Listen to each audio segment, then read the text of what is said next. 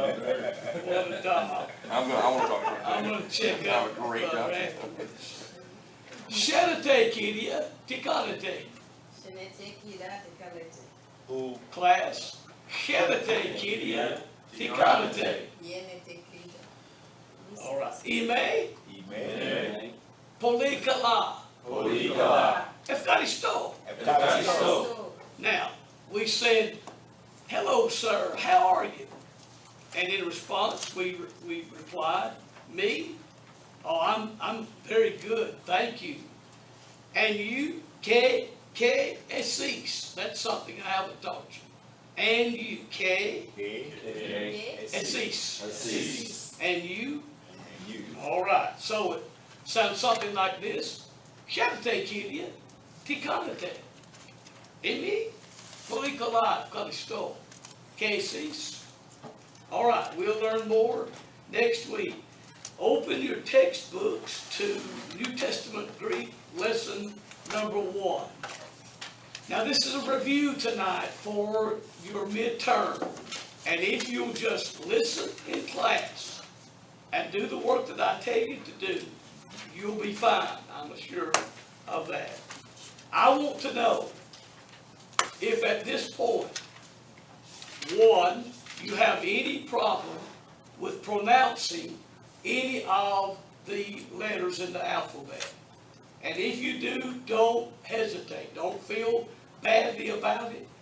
Just, now's the time. Let's talk about it. Anybody have any problem pronouncing any of the letters in the alphabet? Number 2, does anyone have any problems writing either capitals or small letters of the alphabet? So that if I ask you on your exam to write capital for delta, what would it look like? Would it look like this? No. No. What about this?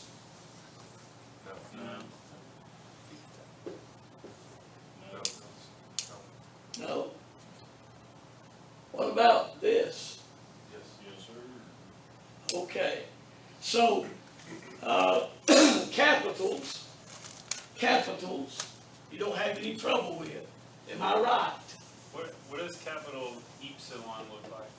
Okay, just 1 second, brother.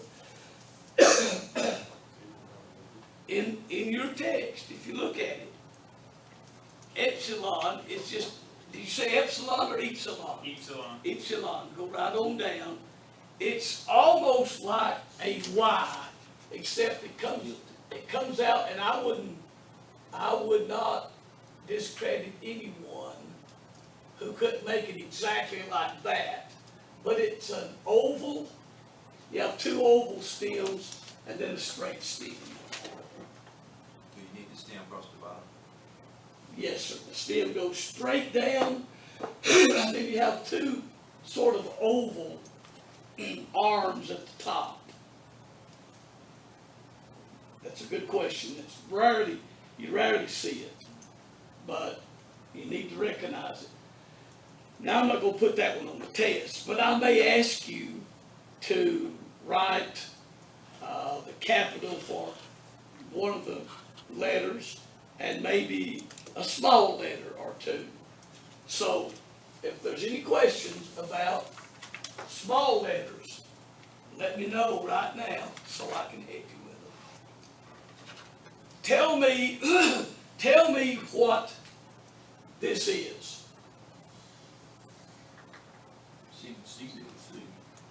All right, sigma, that's correct. What is this? Sigmateric. Sigma what? Sigmateric. Remember, telos means the end. So the English word teric means the end. It's always at the end of a word. This sigma is not sigma, but sigma. Okay, let's see. What else might be a problem for us?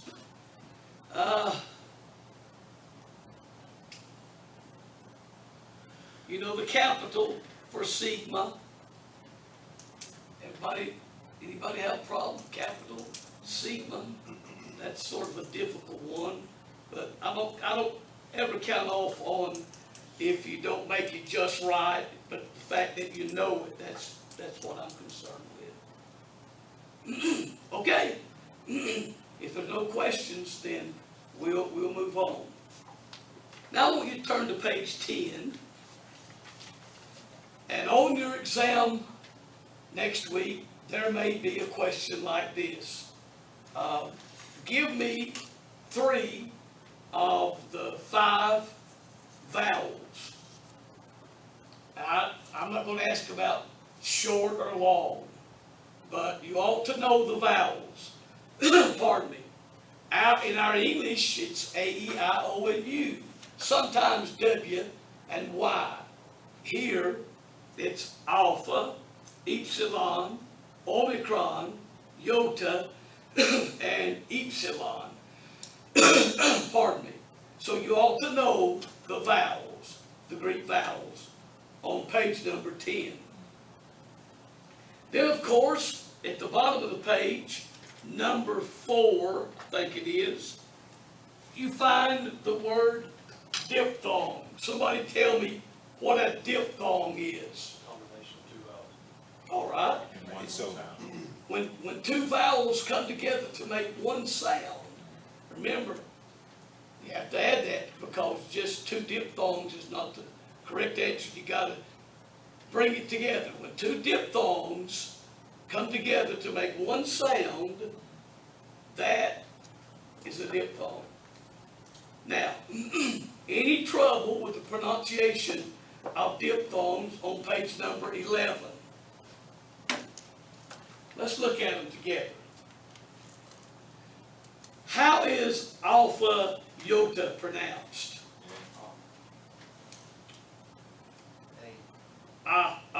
A sometimes, or not a hard A, but epsilon iota, E, okay. What about omicron iota? E. Right. Alpha epsilon, off, very good. Epsilon, F like F F, epsilon, F omicron, epsilon, ooh, yeah, ooh. And then epsilon iota, another E. So we have what, 3 at least, 3 that sounds like an E. You ought to know your diphthongs. And I might ask you to give me 3 of the 5. Choose them for yourself. Something like that. I might construct one that's not a diphthong and say to you, is this a true diphthong? So know your diphthongs on page number 11. All right, down to page number 6 at the bottom of the page. There are 3 accents. Excuse me. The acute, the circumflex, and the grave. The question might be, how many accents are there in Greek? Well, you know there are 3. I might have a follow-up question that I might do something like this. Is that an acute? No. What is it? Circumflex. It's a circumflex, okay. You know that the grave points back this way and the acute points that way. So, the accents, pardon me, the accents at the bottom of the page, number 11.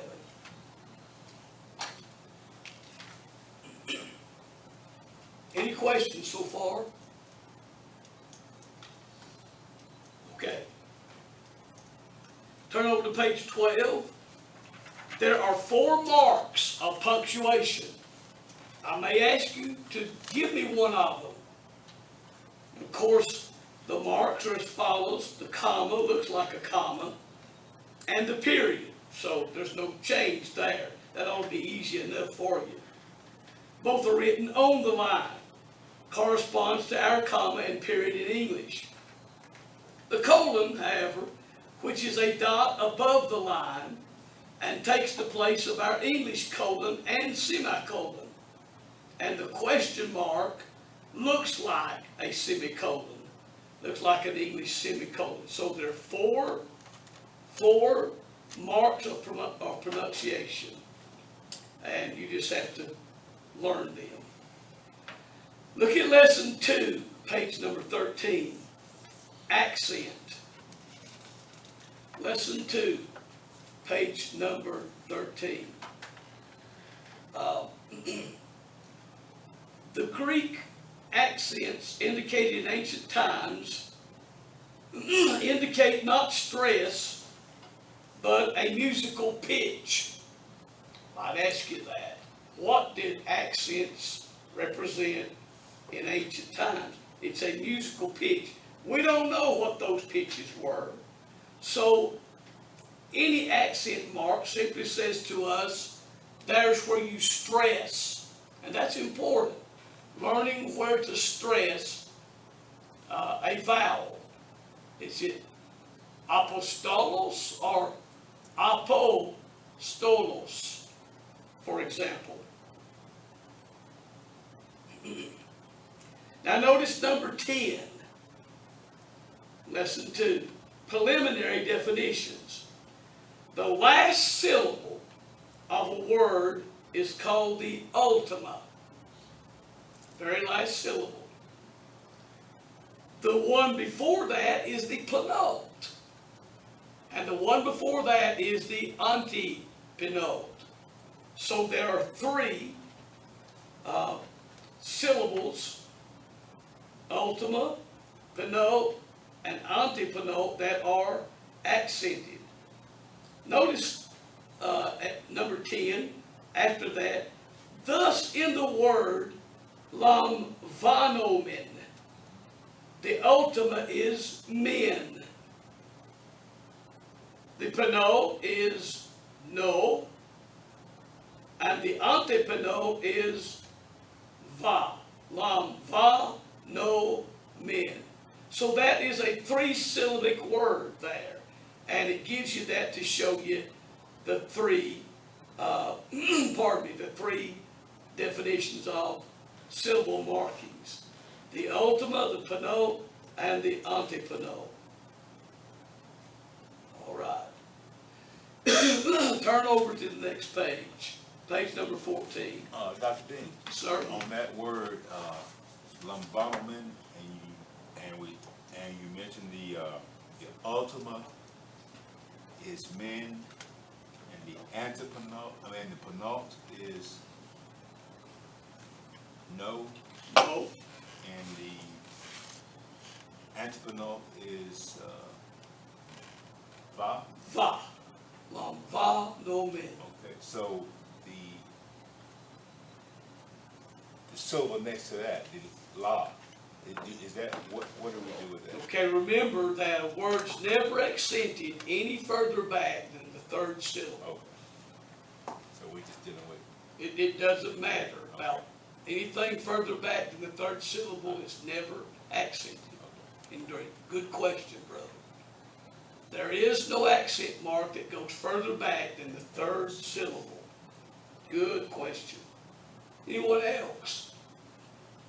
See, I'm taking for granted some of these things you know, so good question. Appreciate that.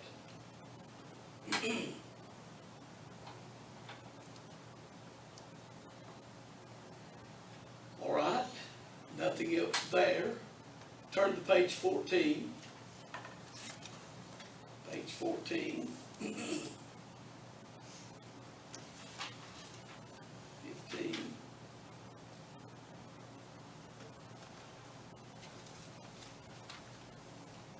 Turn on over to page number 20, lesson number 3. Now Now, not gonna test you on anything that I don't cover tonight. So, if I don't cover it, we flipped several pages there. If I don't cover that, you're not gonna be tested on it, okay? So there's no trick questions in my test. On page number 20, present active indicative. I do want you to know the vocabulary, and here's the reason I've stressed this all along. Without knowing the vocabulary words, you cannot translate the sentences that are given, because all the sentences that we translate are made up of the vocabulary words. So I'm probably going to ask you 3 to 5 words from each vocabulary. The first one is vlepo, I see. Unosko, I know. Grafo, I write. Didasko, I teach. Now what do all those have in common? The omega ending, which means I see, I know, I write, and so on. Lamvano, I take or I receive. Lego, I say. Leo, I loose, or notice this now, I destroy. Give me either one. Echo, I have. Echo, zakatopaladia, I have $100, which I did. Notice number 17. The Greek verb has tense, voice, and mood. That may be on your exam. The Greek verb has blank, blank, and blank. This is the way it may look. The Greek verb has tense, voice, and mood. Now, I want you to know the present active indicative of Leo. We've been over it many, many times in class. Here's what it sounds like. Leo, Leis, Lei. The ending tells you whether it's first, second, or third person. Leo, I loose or destroy. Leis, thou or you loose or you are loosing. Lei, he looses or he is loosing. It's the same thing. Now the plural, leomen, we loose or we are loosing. Omen. Liete, ye loose or you're loosing. Liusi, they loose or they are loosing. So you need to know that present active indicative, that paradigm of Leo. Very, very important. You'll notice that the stem never changes. It remains the same. It's Lee. But the ending tells you whether it's first, second, or third person, singular or plural. On your exam, you might see something like this. What does the ending of a word tell you? Well, it tells you whether it's first, second, or third, singular or plural. It can also tell you what case that word is. There's something else, and we'll get to cases in a few minutes. Something else that determines the case, not just the ending. Remember, case is a matter of function and not form. So I don't want you to get to looking at the case endings all together. You got to start somewhere. So we start by looking at the case endings. But remember, case is a matter of function, not form. What does that word function, what function does that word have in the sentence? That's what determines the case. So know the present active indicative of Leo. Turn to page 22.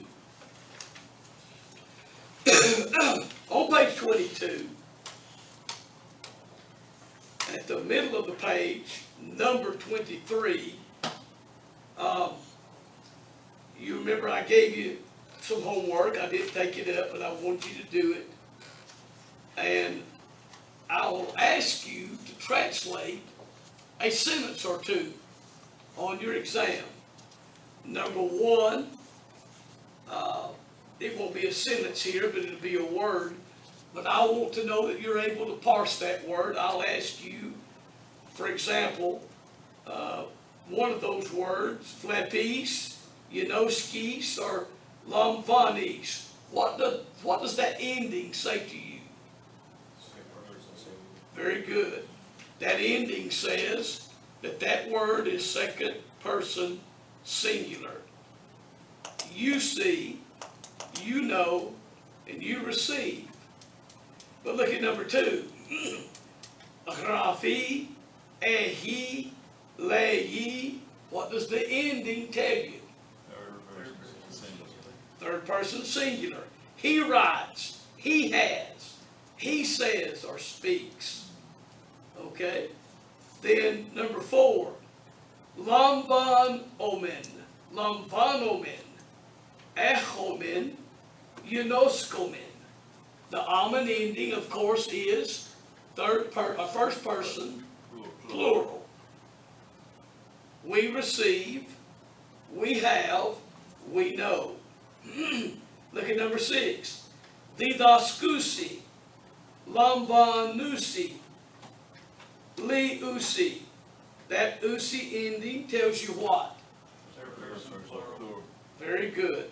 And then, of course, if you've studied your vocabulary, you should know the words. They teach, they receive, and they loose or destroy. Look at number 9. Ehis, vlepusi, lamvanomen. Now, they're different, all three of them. What does each tell you? Second person singular. Vlepusi. Third person plural. Very good. Third person plural. And lamvanomen. First person plural. First person plural. Okay. Would you have any trouble translating a simple English sentence back into Greek? For example, number 1, we are knowing. What would that sound like? Yunoskomen? Okay, very good. We see. Vlepomen. Yes, that's right. Or we are seeing, they're both the same. Same thing. We see or we are seeing. Remember, it's present tense. What about number 3? He is loosing. Least. Very good. Ye have.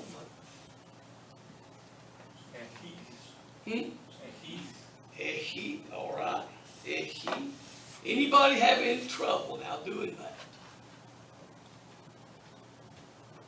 Okay. Now's the time. Lesson number 4. Lesson number 4.